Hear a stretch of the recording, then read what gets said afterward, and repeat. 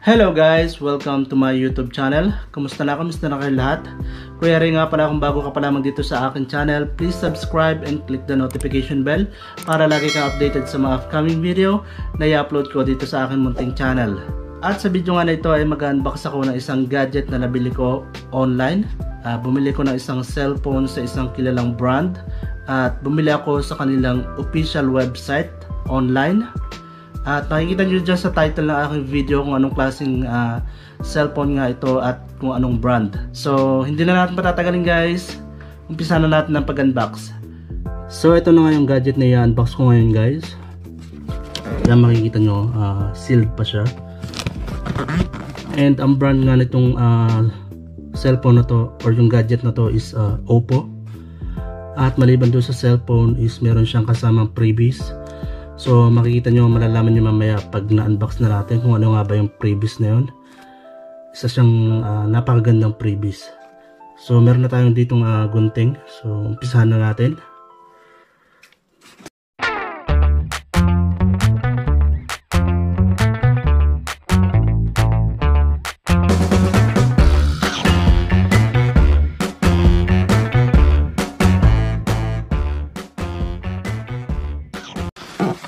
So ito na siya guys, the moment of truth. Yan. Bali yung pinag-orderan ko nito guys sa online is official store, official website ng Oppo. Talagang ano siya, legit. And ang tinagal lang nung delivery is mga wala pa yatang 2 weeks. Hindi ako nagkakamali. So ito guys, tanggal na natin itong bubble wrap. So ayun, pagdating sa packaging, okay naman yung box, okay, secured. And ayun na nga, meron siyang bubble wrap. So ayun, maganda yung pagkaka-box, pagkakabalot. So tanggal natin itong bubble wrap sa ibabaw. So ang una bumungad sa atin is itong kanyang freebies. Ito yung sinasabi kong freebies guys, which is yung Oppo Pad Neo. So yan guys, meron siyang freebies na pad. Kung di ako nagkakamali, ang presyo niya sa Australian dollars is 400 plus para lang dito sa Oppo Pad Neo. So nakuha natin siya ng free dahil nga binili natin yung cellphone. At eto na nga, labas na natin yung cellphone mismo. Lapag lang muna natin ito dito sa gilid. At ito na yung mismo cellphone. Yan, naka bubble wrap din siya guys, so good na good. At ang unit nga pala na to is Find X8 Pro and Oppo AI phone. So tanggal na natin siya sa bubble wrap. Gamitin natin ang gunting para mas mabilis. Ingatan lang na hindi mas dali yung ating box. Ganyan din yung ating daliri, dapat hindi madali ng gunting. So ayan na guys, ang ganda, box pa lang, napakaganda na. What else yung nasa loob? Na-excite ako. So maliban dyan sa cellphone and dun sa pad, tingnan natin kung may naka-separate pa dito sa loob. Wala naman na. And ayun na, maliban dun sa bubble wrap, meron pa sila nitong sealed air. Plastic siya na pinalobo. Tapos nakapaikot siya dito sa box para secured talaga yung ating unit, yung ating gadget. So job well done Oppo. Napakaganda na pagkakabalot.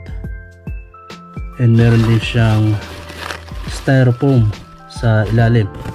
Kaya kung makikita nyo, hindi ko na ilalabas, pero ayan, meron siyang styrofoam sa pinakailalim para maalugman yung ating unit is hindi siya magkakaroon ng impact sa ating gadget. So good na good, Oppo. So tanggalin muna natin itong box. So ayan na guys, ito na yung ating nabiling gadget. Oppo Pad Neo and Oppo AI Phone Find X8 Pro. Tapos ayan, Oppo 8 Hazelblood.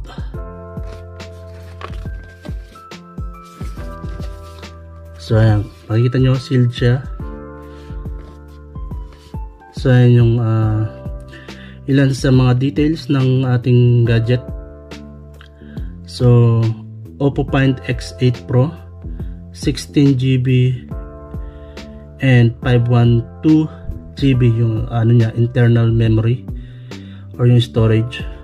Tapos ayan, yung date niya is 2024 October 29. So last month lang siya manufactured. So ayan, ibang details. Tapos ano siya, made in China. And dito natin siya in order sa website na to,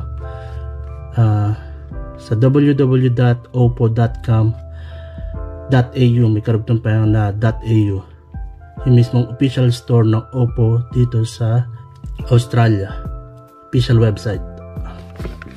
So bago tong cellphone, unahin muna natin i-unbox tong pad, Neo Pad.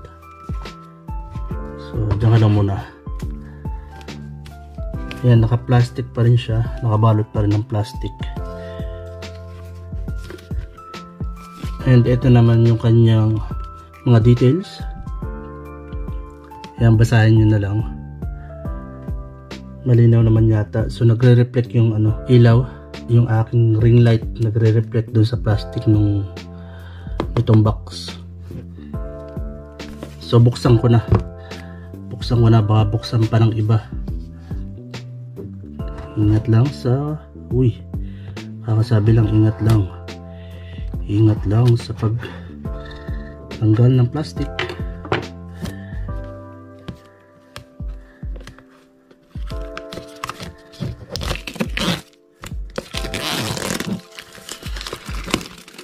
So gaya nga na nabanggit ko kanina guys, itong pad na to is previous lang. So free ko na siyang na-avail. And malaking bagay yung nales ko dito. Kasi sa pagkakalam ko nga, ang presyo niya sa Australian dollars is nasa 400 plus. So ito na, makikita na natin kung ano yung itsura niya. Yan.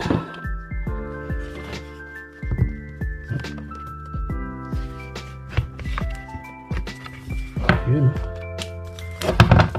Oops.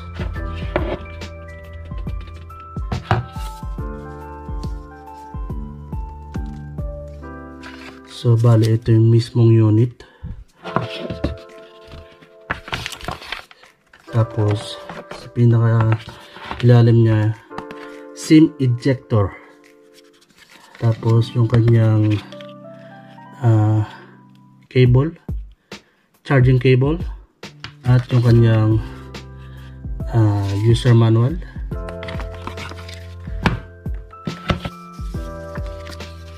Yung kanyang user manual na madalas hindi na natin binabasa.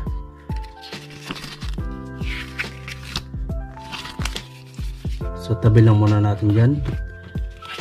Dito tayo sa mismong unit.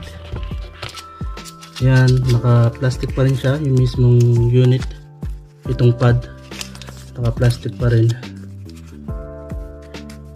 So dito pala natin tatanggalin. Yan. Sinusubukan ko siyang slide pero ayaw. Yan.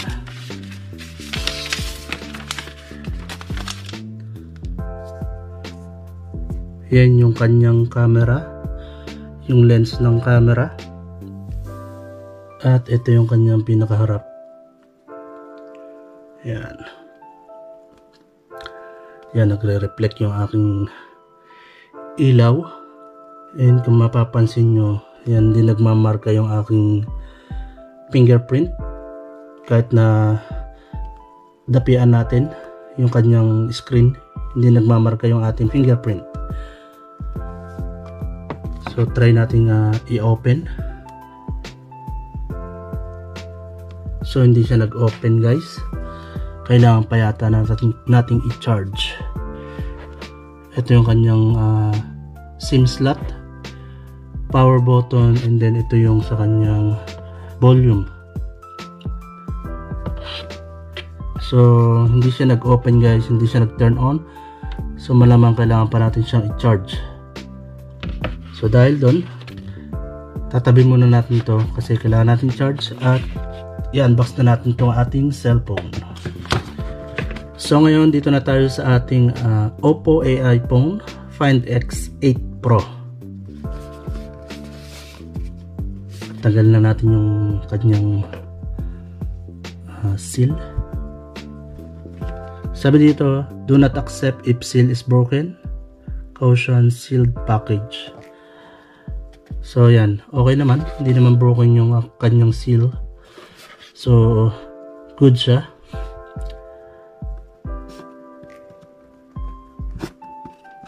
Wala tayong cutter blade kaya gunting yung aking ginamit. Ayan na, guys, makikita na natin yung itsura niya. Unang bumungad is yung kanyang, so bale ito yung unang bumungad sa kanya, yung kanyang user guide, quick guide, safety guide, and yung kanyang SIM ejector. So tabi lang muna natin yan. At dito na tayo sa ating mismong unit, yung ating Oppo X8 Pro. So ayan, nakabalot pa rin siya ng plastic. Yun. So bali ito yung itsura ng kanyang camera, guys. Ang laki pala. Hindi ko na-expect na ganito kalaki yung kanyang lens. Bali apat yan, apat na lens. I mean yung kanyang design, hindi ko in-expect na ganyan kalaki. So tanggalin na natin itong mismong plastic na para makita natin yung itsura, yung kabuuang itsura. So bali ano lang to, guys, unboxing lang. So hindi ko mapapakita sa inyo kung function nya. So unboxing lang gagawin ko ngayon. Dahil kagaya nga nung kanina, yung pad is hindi nag-turn on. Pero ngayon, kasalukuyan na siya naka-charge. At ayan. Ayan, nag-indicate na siya. Or nag-turn on na siya. So kanina talagang empty yung battery niya. So, charge ko muna. So, bali yan. Pakita ko lang sa inyo. Ayan, nag-turn on na siya. And yun nga, kasalukuyan siya nag-charge. So hayaan ko lang muna dyan. So dito na tayo sa ating cellphone. Ayan yung itsura nyo.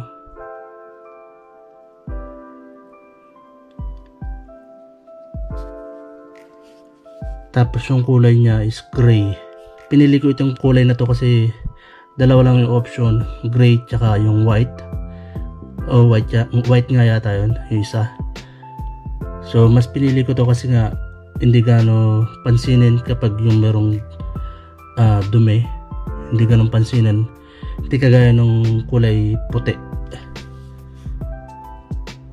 And hindi siya ganong kabigatan. At ayan yung kanyang lens, guys. Try natin i-turn on. Pero bago yun, tingnan muna natin kung ano pa yung nasa loob ng box. Di pa natin napapakita yung kanyang charging cable. At kung meron man siya nung yun, meron siya kasama nito. yung kanyang adapter or yung kanyang power supply.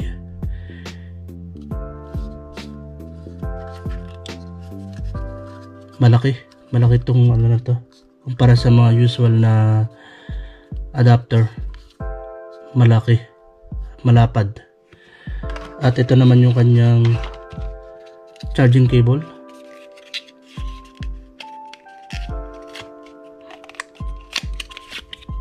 Ayan.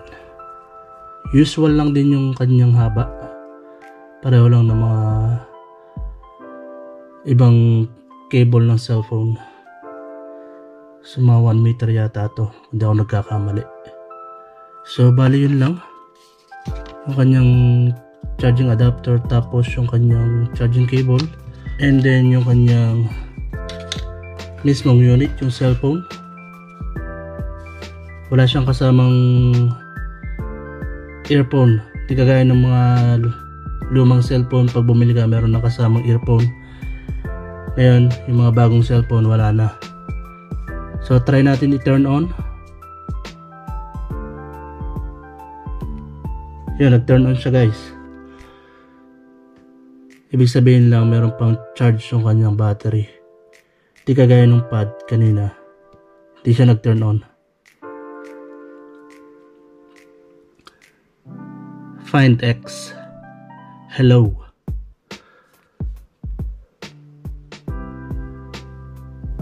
So mapapansin nyo guys, ayan, ano pa siya, 46% pa yung kanyang battery. Select region.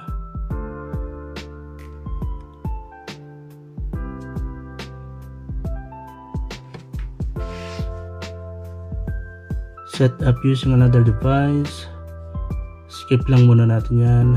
So ayan, hindi ko abisado yung Wi-Fi password. So skip lang muna yan. So skip lang din muna natin yan, mga setting na yan.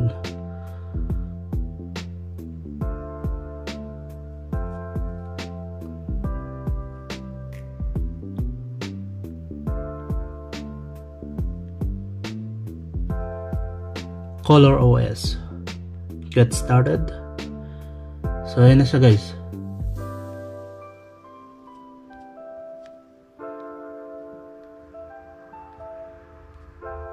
Bilis na ang response nyo.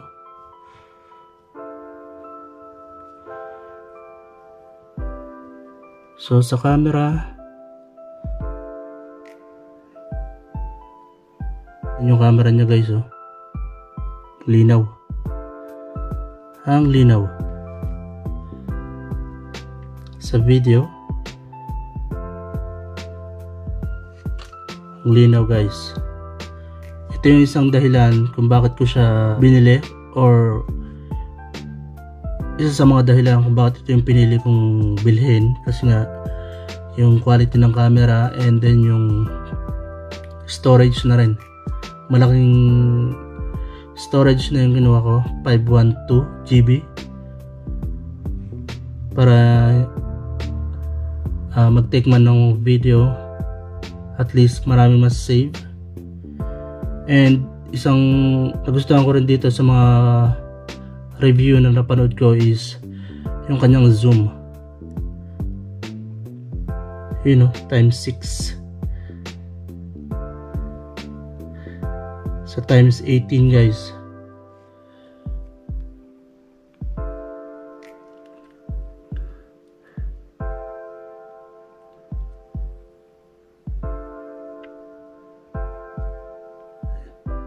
Yan yung times 6 guys. Kitang kita yung details.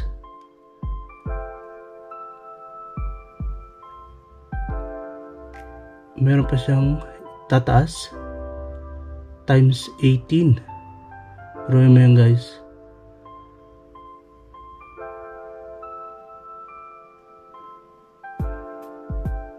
Ang linaw, di ba?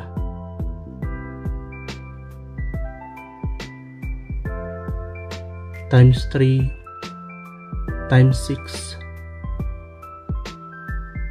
So bali yan. Ito yung isa sa mga reason kung ba't ko siya binili, yung quality ng camera, and ayan, storage, and yun na, may kasama siyang freebies. Yan, check nyo na lang sa website ng Oppo Australia. Kung dito kayo nakabase sa Australia, check nyo na lang kung hanggang kailan yung freebies, and kung interesado kayong bumili nitong Oppo Find X Pro 8X Pro. This video is not sponsored by Oppo, by the way. And yun lang, at check nyo din yung mga reviews dito sa YouTube. Nag-check din naman ako bago ko bilhin to. Ang una kasi, ang plano ko is mag-iPhone ako, pero mas pinili ko pa rin mag-Android kasi yun, mas gamay na natin yung Android, and iPhone kasi medyo may kamahalan ng konti compared sa mga Android phone. Although medyo pricey na rin tong nabili natin, pero ito na kasi yung parang pinakaregalo ko sa sarili ko para sa darating na Pasko. So ito na yung regalo ko sa sarili ko para sa Pasko. So ayan guys, yung itsura nya. So mag-upload na lang ako ng mga video na maka-captured nitong ating bagong Oppo Find X8 Pro. So abangan nyo yung mga upload ko na video. Ito yung gagamitin natin maliban dun sa ating, ito yung ginagamit nating camera pang record ngayon, which is yung GoPro Hero 8. So ito na yung maging alternate natin, and meron pa tayo isang camera, pero susubukan natin gamitin to kung talaga bang yung quality ng camera is goods na goods. Check natin yung setting. About device. So ayan siya guys. Yung kanyang storage is 512 GB. Ang na-consume na is 24.6 GB. Ayan yung kanyang device name, Oppo Find X8 Pro. Tapos ayun yung ibang details. Yung camera niya guys, ayan. Yung rear niya is pare-parehong 50 megapixel yung kanyang apat na lens sa likod. Ayan. Tapos yung kanyang front camera, ito is 32 megapixel.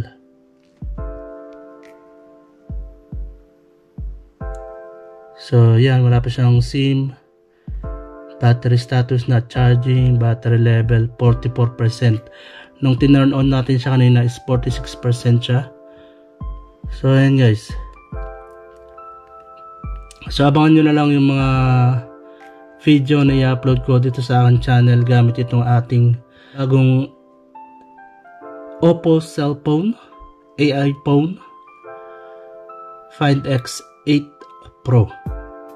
So hanggang dito na lamang itong video na to guys. Tatapusin ko na dito kasi medyo late na rin dito sa aming lugar. Mag 12 o'clock na ng madaling araw. Advance tong oras nito. Ang tamang oras pa lang is 11:34, pero yun nga, late na. So hanggang dito na lamang tong video na to guys. Maraming salamat sa panonood, at wag mo kakalimutan mag-subscribe at i-click ang notification bell para lagi kang updated sa mga upcoming video na i-upload ko dito sa aking munting channel. Muli, Kuya Ray, maraming salamat. See you on my next video. Bye!